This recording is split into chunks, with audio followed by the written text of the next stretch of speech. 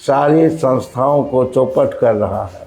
तो मोदी को किस नाम पे लोग वोट करें? आपके उम्मीदवार संसाधनों के मामले में उतने ही कमजोर हैं, तो कैसे होगी लड़ाई? बड़े संसाधन को हम जनता के संसाधन से फेल करेंगे। मोदी इस चुनाव में बहुत अनपॉपुलर हुए हैं। उनके खिलाफ बेगूसराय में आक्रोश है, गुस्सा है, नफरत है। दुर्भाग्य है कि तारीपार इस देश का गृह मंत्री है। तो हम लोगों से ज्यादा बीजेपी के लोग उनसे नाखुश हैं। इतना झूठ गृह मंत्री बोलता है। 1 करोड़ लोगों को नौकरी मिल गई, कोई जवाब उनके पास नहीं है कि हम अपने ही जिला के बेटा को इस बार एमपी बनाएंगे, हम उसको गंगा के पार भेज देंगे।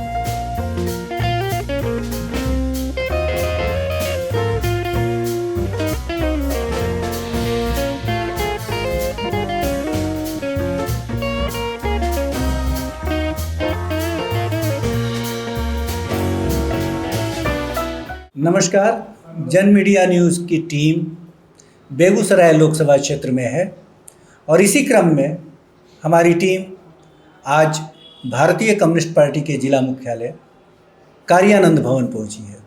एक बात हम बता दें कि पूरे बिहार के कम्युनिस्ट आंदोलन में कार्यानंद भवन की बहुत महत्वपूर्ण भूमिका रही है। लंबे अरसे तक कम्युनिस्ट आंदोलन की धुरी रहा है यह भवन, और ऐसा संभवतः बिहार का कोई भी कम्युनिस्ट नेता नहीं होगा जो इस भवन में नहीं आया हो। और आज हम इस भवन में 2 प्रमुख लोगों से चुनाव पर बात करेंगे। हमारे साथ हैं मार्क्सवादी कम्युनिस्ट पार्टी के पूर्व विधायक राजेंद्र प्रसाद सिंह और भारतीय कम्युनिस्ट पार्टी के नेता, साक्षरता आंदोलन से जुड़े नेता और प्रगतिशील लेखक आंदोलन से भी जुड़े एसएन आज़ाद जी। सबसे पहले हम बातचीत की शुरुआत आपसे करते हैं कि बेगूसराय लोकसभा क्षेत्र में आप चुनाव को किस तरह देख रहे हैं? बेगूसराय लोकसभा क्षेत्र में जो हमारी नज़रिया है और ये जनता की नज़रिया है, इस चुनाव में जो हमारा महागठबंधन के प्रत्याशी जो सीपीआई के नॉमिनी है, उम्मीदवार हैं कॉमरेड अवधेश कुमार राय, वो बहुत आगे चल रहे हैं। या यूँ कहा जाए हम लोगों से आगे वोटर ही आगे चल रही है। ये सरजमी की ये स्थिति है। हम बेगूसराय के चुनाव या पूरे देश का जो परिदृश्य है वो 2 भाग में बटा हुआ है। ज़्यादा कहने की ज़रूरत नहीं है। एक भाग वो है जो देश को मोदी के नेतृत्व में नेस्त नाबूद करने पर तुला हुआ है, सारी संस्थाओं को चौपट कर रहा है। सारे चाहे जो भी संस्थान हैं उसको निजीकरणों के हाथ दे रहा है। कारखाना बिक रहे हैं, रेल सेल भेल सब बिक रहे हैं। यानी 1947 के पहले जो स्थिति थी, आज मोदी की सरकार 10 वर्षों में उसी स्थिति की ओर ले जा रही है, यानी आज़ादी से गुलामी की ओर। मतलब आपका कहना ये है कि बेगूसराय में भी वोट जो है वो राष्ट्रीय इशू पर ही करेंगे लोग? राष्ट्रीय किस्म पर भी करेंगे ही, मुख्य रूप से तो वही आधार है, राष्ट्रीय किस्म पर। और बेगूसराय की अपनी संस्कृति रही है और यह वजह है कि कम्युनिस्ट आंदोलन जो प्रारंभिक दौर से मजबूत रहा है, यहाँ सांप्रदायिक राजनीति नहीं चली है। ठीक है, आगे हम लोग फिर बात करेंगे। ये बताएं आप कि क्या महागठबंधन में जितने दल शामिल हैं उन सभी दलों का बराबर सहयोग मिल रहा है पार्टी को? बिल्कुल। यहाँ हम लोगों ने डिस्ट्रिक्ट लेवल पर एक कोऑर्डिनेशन कमेटी बनाई हुई है जिसके संयोजक बिहार के जाने माने शिक्षक नेता शत्रुघ्न प्रसाद सिंह हैं। और हम तो यूँ कहें कि हम लोगों से ज़्यादा महागठबंधन के दूसरे घटक दल के लोग हैं और उनकी जो जनता है वो आगे बढ़ चढ़ के काम कर रही है। अच्छा, ये बताएं कि बेगूसराय में कम्युनिस्ट पार्टी की चुनाव में जो धमक थी, क्या वो धमक इस चुनाव में दिखाई पड़ रही है? पूर्ण रूपेण। जो लोग सोए हुए थे, बिस्तर पर थे, वो भी जग गए हैं, उठ गए हैं। लाठी लेकर भी चलते हैं तो वो भी प्रचार अभियान में जुट गए हैं। और आम जो सवाल है देश का, उसके अलावा कुछ स्थानीय मुद्दे हैं जिन मुद्दों पर चर्चाएं बरसों बरस से होती रही है। गिरिराज सिंह ने भी पिछले चुनाव में चर्चा किया था, जो दिनकर विश्वविद्यालय हम यहाँ पर, लेकिन दुर्भाग्य है कि पार्लियामेंट में एक शब्द भी, न सिर्फ इस सवाल पर, किसी सवाल पर गिरिराज ने मुँह ही नहीं खोला है। लेकिन एक बात बताइए कि गिरिराज सिंह के बारे में कहा जा रहा है, या जो एनडीए के प्रत्याशी हैं वो संसाधनों के मामले में जितने मजबूत हैं और जिस तरह से संसाधन का उपयोग हो रहा है वहाँ, आपके उम्मीदवार संसाधनों के मामले में उतने ही कमज़ोर हैं, तो कैसे होगी लड़ाई? ये देखिए, ये बात आपने सही कहा कि उनके पास जो अपार माने संसाधन है उसके जोर में हम बिल्कुल कुछ भी नहीं है, लेकिन हमारे पास ह्यूमन रिसोर्स सबसे बड़ा संसाधन है। लोग, आम लोग हमारे पास बहुत बड़े संसाधन के रूप में काम कर रहे हैं। और दूसरी चीज़ है कि जनता दिल खोल के इस बार हमको सहयोग कर रही है, 1 रुपया, 2 रुपया, 5 रुपया, और उससे हम चुनाव लड़ लेंगे और आसानी से लड़ लेंगे, और उनके बड़े संसाधन को हम जनता के संसाधन से फिल करेंगे। एक बात बताएं कि ये कहा जा रहा है, मतलब जो गांव में है, हम लोग कई गांव में गए, वहाँ लोगों में ये है कि एक जो सत्ता विरोधी, मतलब एंटी इस्टेब्लिशमेंट जो है, मतलब गिरिराज सिंह के सीधे सीधे कहें कि वर्तमान सांसद के प्रति थोड़ी नाराज़गी है, लेकिन दूसरी तरफ लोग कह रहे हैं कि नहीं, फिर भी मोदी चूँकि देश को बनाने के नाम पर, देश को ऊंचा उठाने के नाम पर उनको वोट किया जा सकता है। देखिए, मोदी इस चुनाव में बहुत अनपॉपुलर हुए हैं और भीतर से अब दुर्भाग्य है कि तारीपार इस देश का गृह मंत्री है और इतना झूठ बोलता है। इन लोग शिक्षा ही है कि सच कभी बोलो नहीं। इतना झूठ गृह मंत्री बोलता है कि हमने रिफाइनरी में इतना लोगों को भर्ती किया, तो ये किया, सब झूठ सवाल है, कहीं कोई भर्ती नहीं हुई है।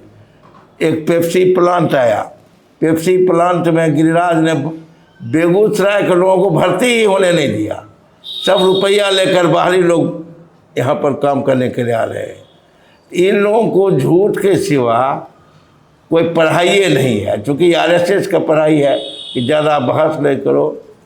ये लोग हिटलर के अनुयायी है, एक झूठ को इतना बार बोलो कि बेवकूफ़ जनता सच साबित करने लगे।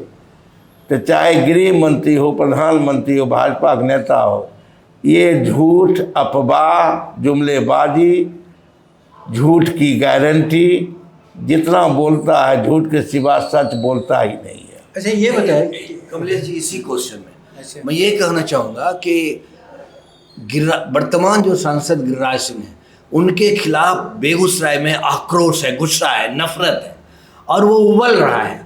और ये 1 दिन 2 दिन से नहीं उबल रहा था, ये लंबे समय से उबल रहा है।